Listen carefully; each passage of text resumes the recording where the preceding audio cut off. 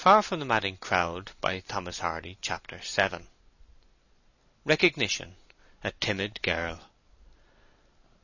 Bathsheba withdrew into the shade. She scarcely knew whether most to be amused at the singularity of the meeting, or to be concerned at its awkwardness. There was room for a little pity, also for a very little exultation, the former at his position, and the latter at her own. Embarrassed she was not, and she remembered Gabriel's declaration of love to her at Norcombe, only to think she had nearly forgotten it. "Yes," she murmured, putting on an air of dignity, and turning again to him with a little warmth of cheek, "I do want a shepherd, but—" "He's the very man, ma'am," said one of the villagers quietly. Conviction breeds conviction. "Ah, that 'a is," said a second decisively. "The man truly," said a third with heartiness. "He's all there," said number 4 fervidly. "Then will you tell him to speak to the bailiff?" said Bathsheba. All was practical again now. A summer eve and loneliness would have been necessary to give the meeting its proper fullness of romance. The bailiff was pointed out to Gabriel, who, checking the palpitation within his breast at discovering that this Ashtoreth of strange report was only a modification of Venus, the well-known and admired, retired with him to talk over the necessary preliminaries of hiring. The fire before them wasted away. "Men," said Bathsheba, "you shall take a little refreshment after this extra work. Will you come to the house?" "We could knock in a bit and a drop a good deal freer, miss, if so be you'd send it to Warren's Malt House," replied the spokesman. Bathsheba then rode off into the darkness, and the men straggled on to the village in twos and threes, Oak and the bailiff being left by the rick alone. "And now," said the bailiff finally, "all is settled, I think, about your coming, and I'm going home along. Good night to ye, shepherd." "Can you get me a lodging?" inquired Gabriel.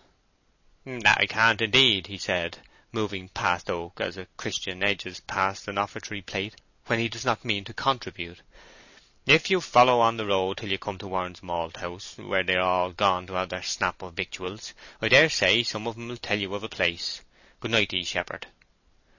The bailiff, who showed this nervous dread of loving his neighbour as himself, went up the hill, and Oak walked on to the village, still astonished at the rencounter with Bathsheba, glad of his nearness to her, and perplexed at the rapidity with which the unpractised girl of Norcombe had developed into the supervising and cool woman here.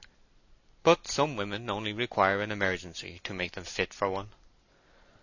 Obliged to some extent to forego dreaming in order to find the way, he reached the churchyard, and passed round it under the wall, where several ancient trees grew. There was a wide margin of grass along here, and Gabriel's footsteps were deadened by its softness, even at this indurating period of the year. When abreast of a trunk which appeared to be the oldest of the old, he became aware that a figure was standing behind it. Gabriel did not pause in his walk, and in another moment he accidentally kicked a loose stone. The noise was enough to disturb the motionless stranger, who started and assumed a careless position. It was a slim girl, rather thinly clad. "Good night to you," said Gabriel heartily. "Good night," said the girl to Gabriel.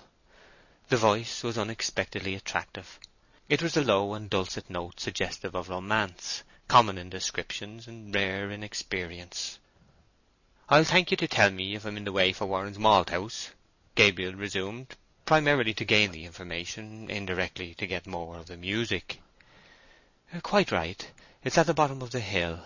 And do you know—" The girl hesitated, and then went on again. "Do you know how late they keep open the Buck's Head Inn?" She seemed to be won by Gabriel's heartiness, as Gabriel had been won by her modulations. "I don't know where the Buck's Head is, or anything about it. Do you think of going there tonight?" "Yes." The woman again paused. There was no necessity for any continuance of speech, and the fact that she did add more seemed to proceed from an unconscious desire to show unconcern by making a remark, which is noticeable in the ingenuous when they are acting by stealth. "You are not a Weatherbury man," she said timorously. "I am not. I am the new shepherd, just arrived." "Only a shepherd, and you seem almost a farmer by your ways." "No, only a shepherd," Gabriel repeated in a dull cadence of finality. His thoughts were directed to the past. his eyes to the feet of the girl, and for the first time he saw lying there a bundle of some sort. She may have perceived the direction of his face, for she said coaxingly, "You won't say anything in the parish about having seen me here, will you? At least not for a day or two." "I won't if you wish me not to," said Oak. "Thank you, indeed," the other replied. "I am rather poor, and I don't want people to know anything about me." Then she was silent and shivered. "You ought to have a cloak on such a cold night," Gabriel observed. "I would advise you to get indoors." "Oh, no. Would you mind going on and leaving me? I thank you much for what you have told me."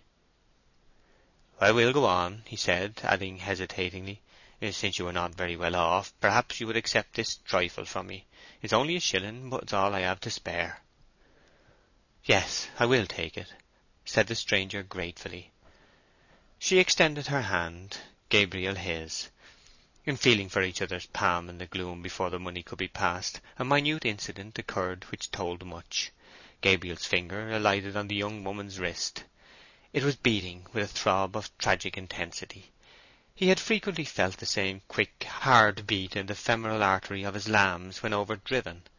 It suggested a consumption too great of a vitality which, to judge from her figure and stature, was already too little. "What is the matter?" "Nothing." "Ah, but there is." "No, no, no. Let your having seen me be a secret." "Very well, I will. Good night again." "Good night." The young girl remained motionless by the tree, and Gabriel descended into the village of Weatherbury, or Lower Longpuddle, as it was sometimes called. He fancied that he had felt himself in the penumbra of a very deep sadness when touching that slight and fragile creature. But wisdom lies in moderating mere impressions, and Gabriel endeavoured to think little of this. End of chapter 7.